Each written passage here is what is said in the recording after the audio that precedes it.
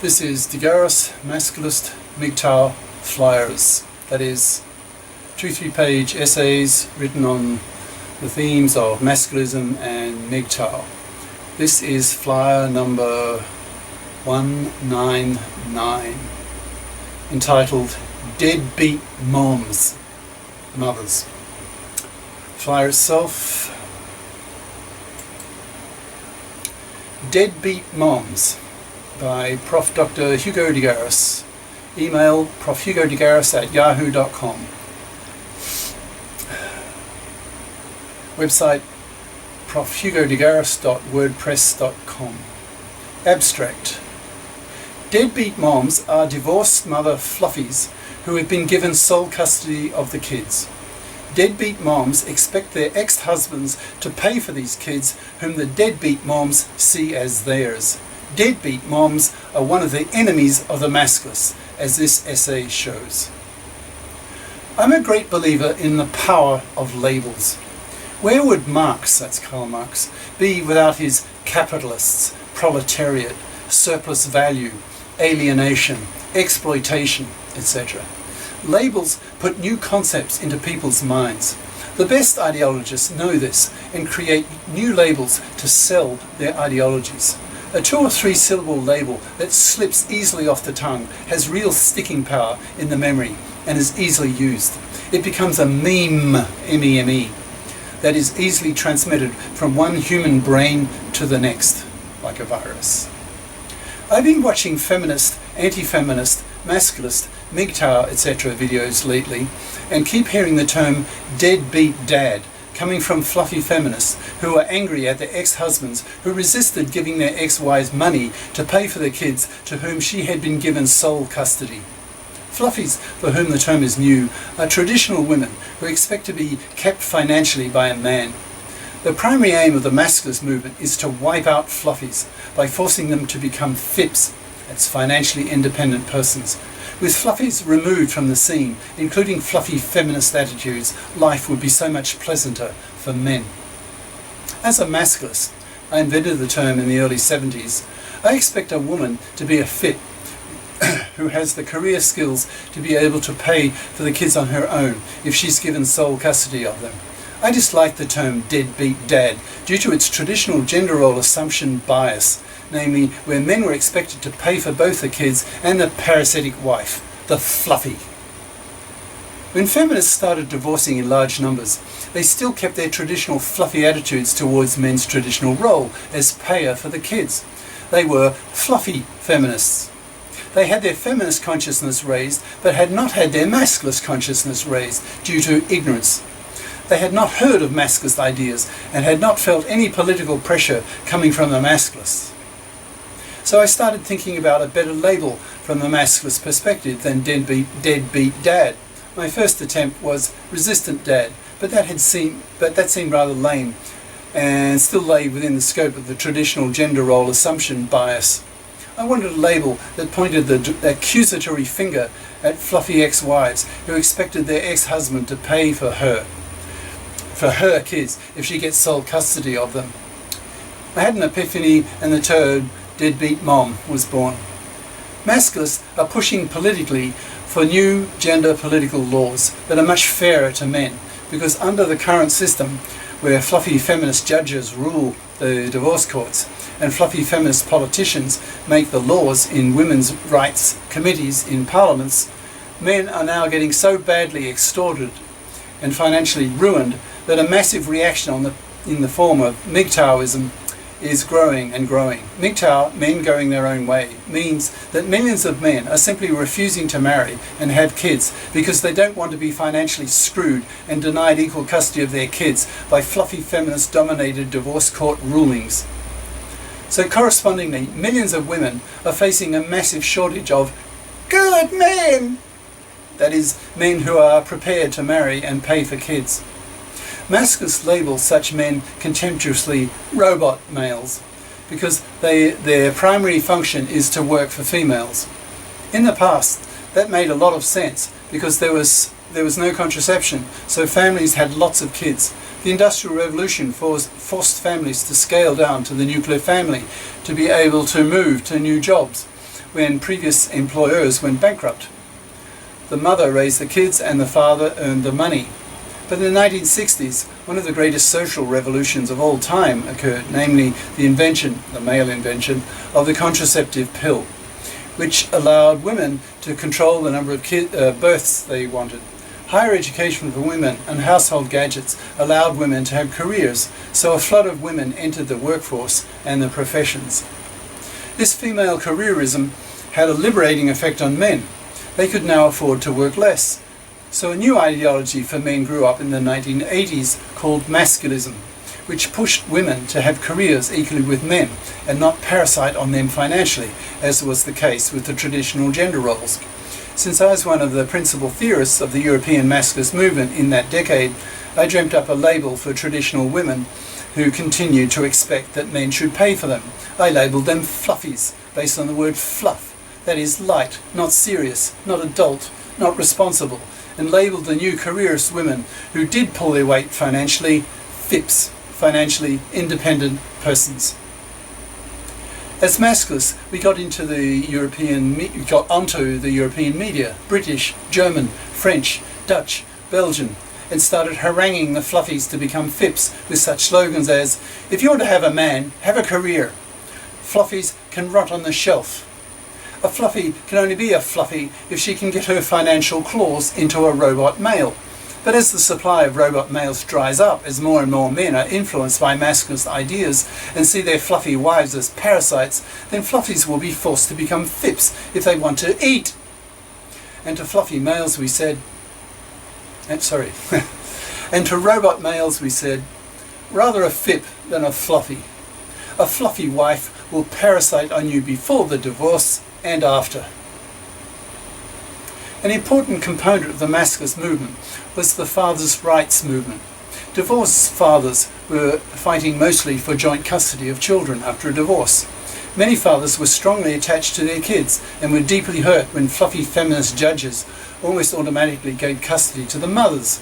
Many countries did set up joint custody default laws, but from the point of view of the masculists, this did not resolve fully the problems men were having in the divorce courts.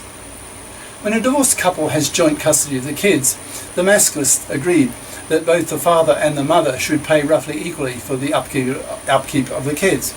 Fathers who have regular interaction with their kids care for them and are willing to help pay for their upkeep. A problem arises when the mother wants sole custody of the kids and then demands that the father pay either entirely or partly for the kids' upkeep. Research shows that when the mother gets sole custody of the kids and the father then moves to another city, then after 5 years, 90% of those fathers have lost contact with their kids. That's the reality. Masculists push very hard for women to become FIPs. If a woman is a fluffy and not career competent, incapable of earning good money because she did not invest in her education to the limit of her ability, then she is utterly eschewed by masculists. Masculists simply refuse to have relationships with fluffies because when the divorce comes, which is pretty much a 50-50 event in many countries, a man married to a fluffy will get destroyed financially by the divorce courts now largely controlled by fluffy feminist judges. In many advanced countries, fluffies have virtually died out. Women know that if they are fluffies, men will not look twice at them as marriage material, since men know that fluffies are very bad news in the divorce court. The fluffy feminist judges will often give them sole custody of the kids for the mother and force the father to pay for both the kids and the parasitic wife. Naturally, the fathers resent this deeply and try to avoid paying. They will often reduce their earning power by working less or by moving to another state or country. Many divorced men end up in jail for not paying their fluffy ex-wives money for their kids, whom the fathers rarely see. From the perspective of the fathers, they are throwing money into a black hole and get no benefit back from their efforts. They are victims of deadbeat moms who are fluffies, career incompetent, and look on men as checkbooks whom fluffies can exploit. They are the type of women whom masculists spit on and aim to wipe out. They are enslavers of men. In most cases now, in many countries, joint custody is the norm. Even if legal default decision, even the legal default decision in the divorce courts. So fathers are usually quite willing to continue to help pay for the upkeep of the kids, since they do get a benefit back from their efforts, namely the love and companionship of their kids, due to the joint, that is shared, custody. But when a FIP mother insists on taking sole custody of the kids for whatever reason, and the judge gives the mother sole custody of the kids, then the father should not be legally obliged to help pay for the upkeep of the kids, since he gets no benefit from them. He is seen simply as a checkbook, in other words a manslave, by the FIP ex-wife and the fluffy feminist divorce court judge. Traditionally, a father paid for the many kids and a parasitic wife.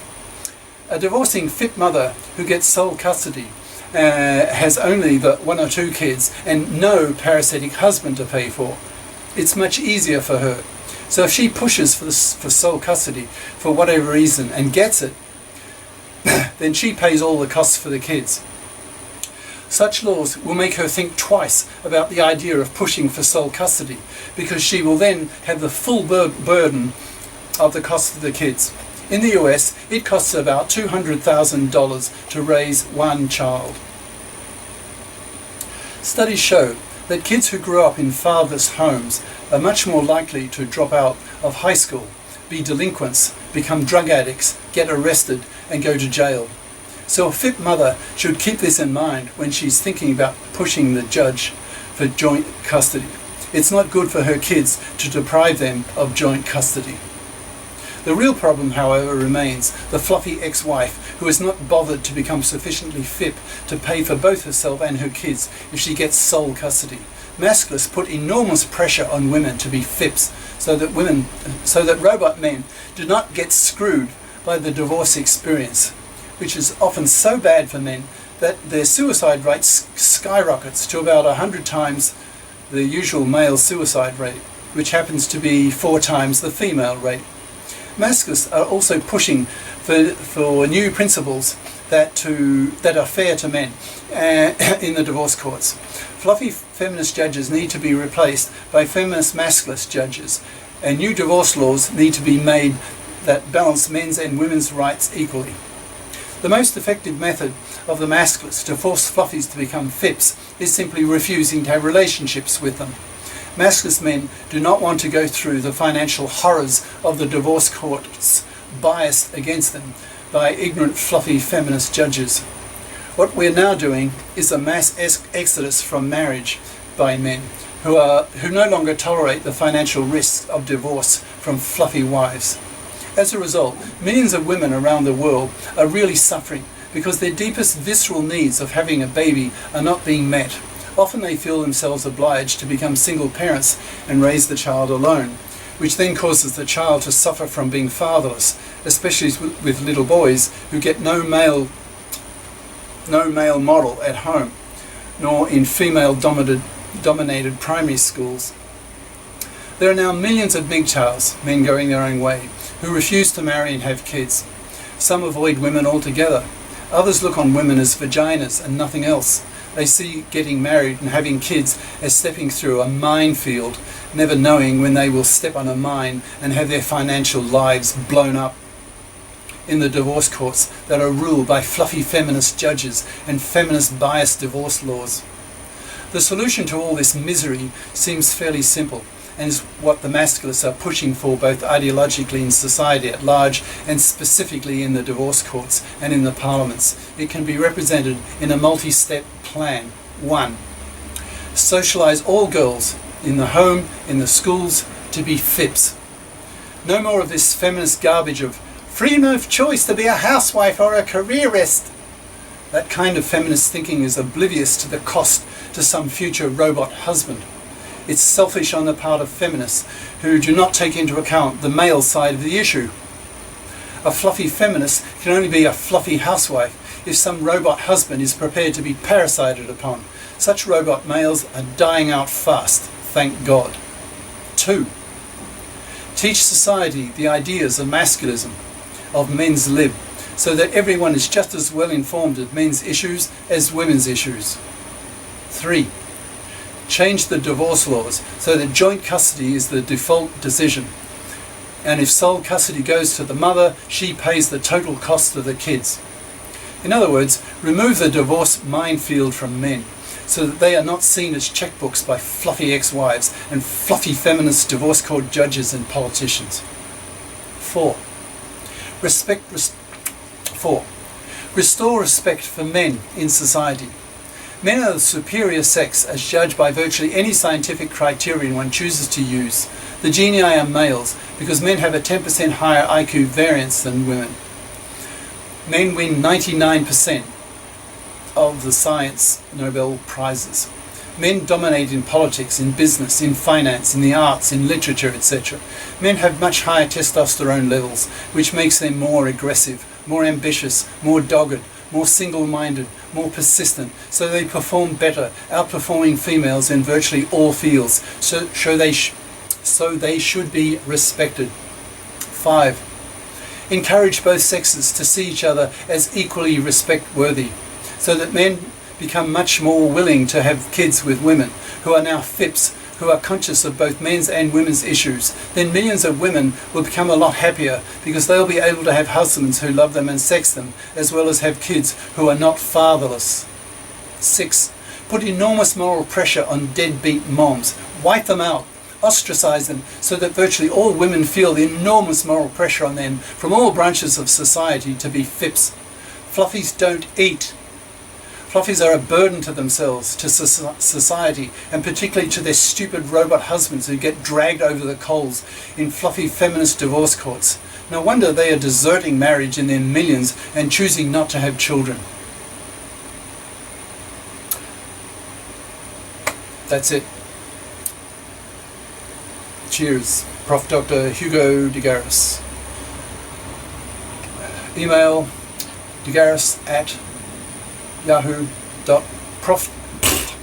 profhugodegaris@yahoo.com. Website profhugodegaris.wordpress.com. YouTube channel name de GARIS, Masculist, MGTOW, Flyers.